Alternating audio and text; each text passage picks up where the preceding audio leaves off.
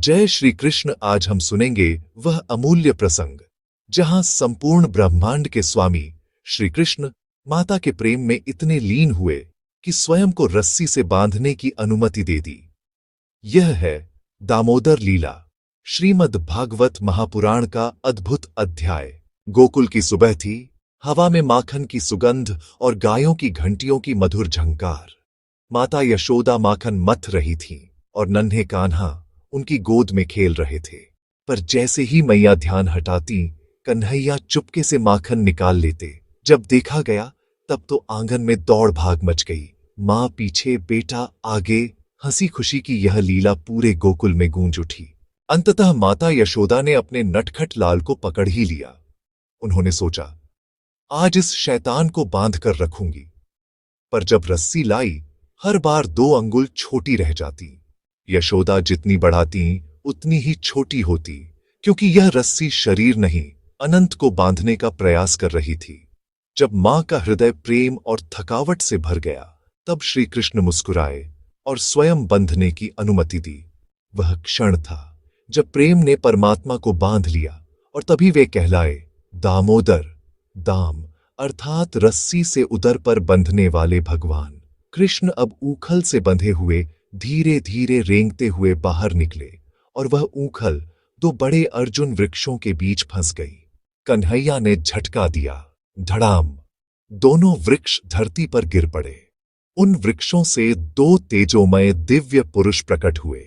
वह थे नल कुबेर और मणिग्रीव, कुबेर के पुत्र, जिन्हें कभी देवर्षि नारद ने श्राप दिया था।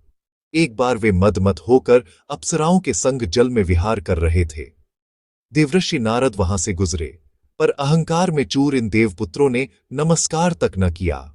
नारद बोले, तुम्हारा यह गर्व तभी टूटेगा जब तुम अचल बनोगे। अब वृक्ष बनकर स्थिर रहो, पर जब श्री कृष्ण अवतरित होंगे, उनके स्पर्श मात्र से तुम मुक्ति पाओगे। और आज वही हुआ। नलकुबेर और मणिग्रीव ने कहा, प्रभु, हम वृक्ष बने थे, पर आपने हमें जीवन का अर्थ दे दिया। आपने हमारे अहंकार को भक्ति में बदल दिया। कृष्ण ऊखल से बंध गए, पर क्या सच में बंधे थे? नहीं, वो रस्सी से नहीं बंधे थे, माता के प्रेम से बंधे थे। यही कारण है कि उन्हें इस लीला में दामोदर कहा गया। दाम अर्थात रस्सी तथा उदर कटीना बंधन। यह कथा केवल शरारत नहीं, यह है भक्ति का चरम सत्य कि परमात्मा को केवल ज्ञान, बल या तप से नहीं, बल्कि मां के समान निष्कपट प्रेम से बांधा जा सकता है। जिसके आगे देव भी खड़े नहीं रह पाते, वही गोकुल की गलियों में मां की डांट खाता है। कार्तिक मास को व्रतों का राजा कहा गया है। इस मास में श्री कृष्ण की दामोदर लीला का श्रवण और स्मरण अत्यंत पुण्यकारी होता है। नल कुबेर मणिग्रीव की कथा सुनने से मनुष्य के भीतर छिपे अहंकार व अभिमान का शमन होता है। व्रज माता यशोदा की निष्कपट भक्ति से प्रेरित होकर श्रोता के हृदय में मातृवत प्रेम जागृत होता है। जैसे श्री कृष्ण ने वृक्षों को मुक्त किया, वैसे ही इस कथा का श्रवण व्यक्ति को मानसिक, पारिवारिक और कर्म बंधन से मुक्त करता है। जो घर कार्तिक मास में दामोदर कथा, दीपदान या भजन करता है, वहां लक्ष्मी और नारायण दोनों का वास होता है। मातृभाव से भगवान को बांधना दर्शाता है कि प्रेम से प्रभु को भी बांधा जा सकता है। इससे संतति और कुल की रक्षा होती है। आइए, प्रभु को प्रसन्न करने वाला दामोदराष्टकम स्तोत्र सुनने के बाद अगली पुण्य कथा सुनेंगे।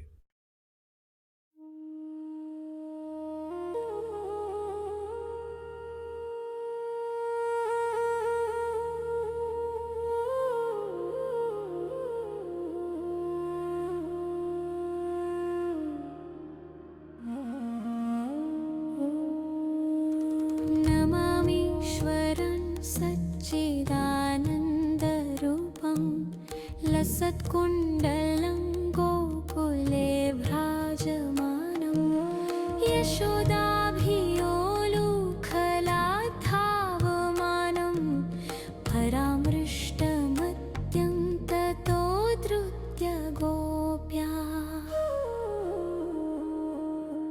रुदन्तं मुहुर्नेत्रयुग्मं भृजन्तं कराम्भोजयुग्मेन सातं कने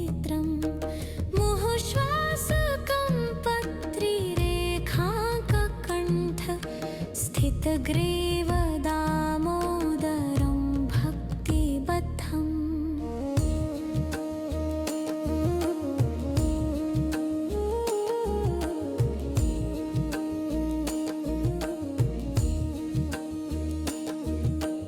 इति स्वलीलाभिरानन्दकुण्डे स्वघोषं निमज्जन्तमाख्यापयन्तम् तदीयेषु तद्देषु भक्तैर्जितत्वं पुनः प्रेमतस्तं शतावृत्ति वन्दे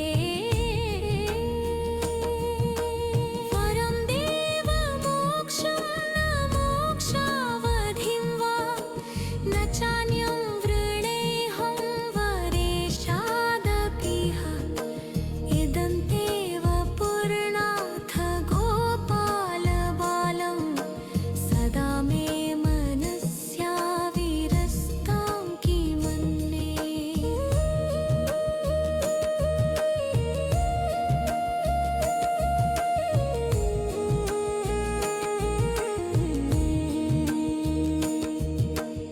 इदं ते मुखाम्भोजमत्यन्तनीलै वृतं कुन्तलैः स्निग्धरक्तैश्च गोप्या मुहुश्चुम्बितं बिम्बरक्ताधरं मे मनस्याविरस्तामलं लक्षलाभये नमो देवदामोदरानन्तविश्वो प्रसीद प्रभो दुःखजालाब्धिमग्नं कृपादष्टिवृष्टयातिदीनं बतानु ग्रहाणेश मामज्ञमेध्यक्षिदृश्यः कुबेरात्मजो बद्धमूर्तैव यद्वत् त्वया मोचितो भक्तिभाजो कृतो च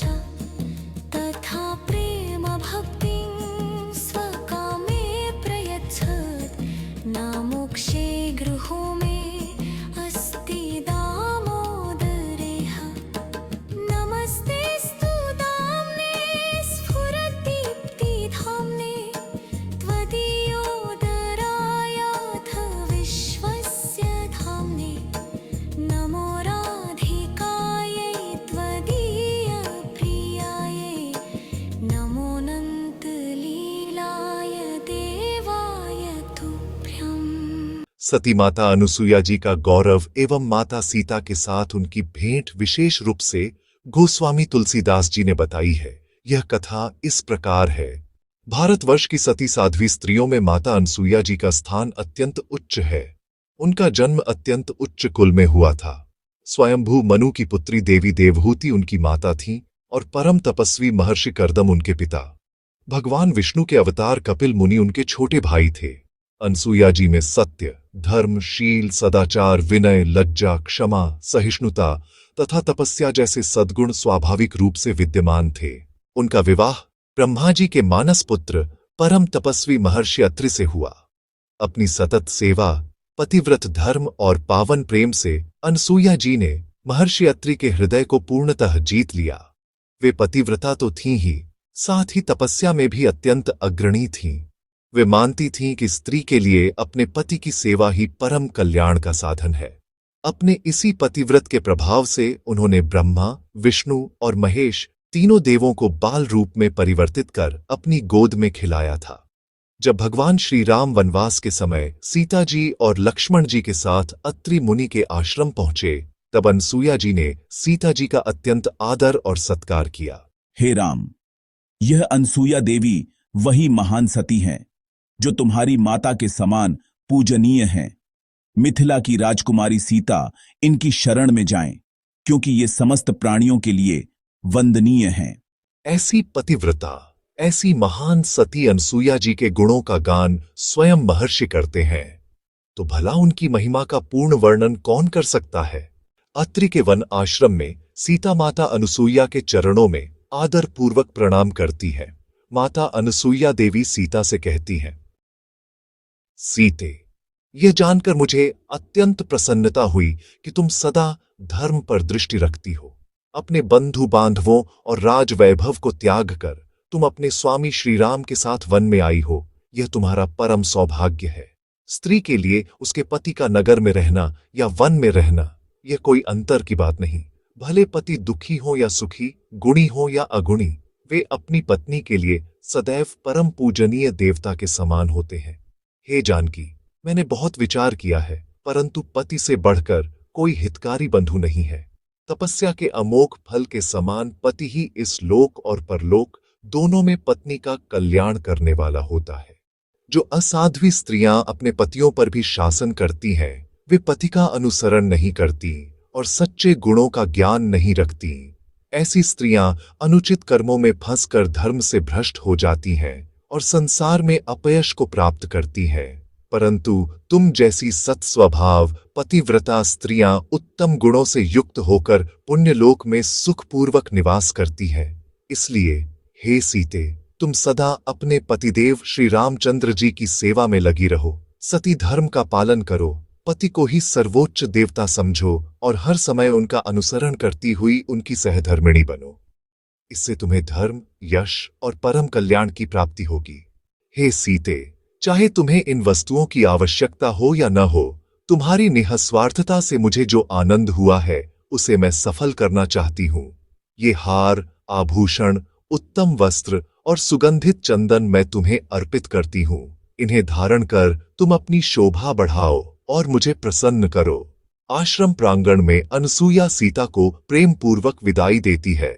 इस प्रकार देवी अनसुईया ने माता सीता को आभूषण दिए। ये वही आभूषण थे जो उन्होंने पुष्पक विमान से श्री राम के लिए नीचे गिराए थे और जिन्हें दिखाकर सुग्रीव ने श्री राम को माता जानकी के अपहरण का वृतांत सुनाया था। भारतवर्ष की सती साध्वी स्त्रियों में माता अनसुईया जी का स्थान अत्यंत उच्च है। अनसुईया जी में सत्य, धर्म, शील, सदाचार, विनय, लज्जा, क्षमा, सहिष्णुता तथा तपस्या जैसे सद्गुण स्वाभाविक रूप से विद्यमान थे।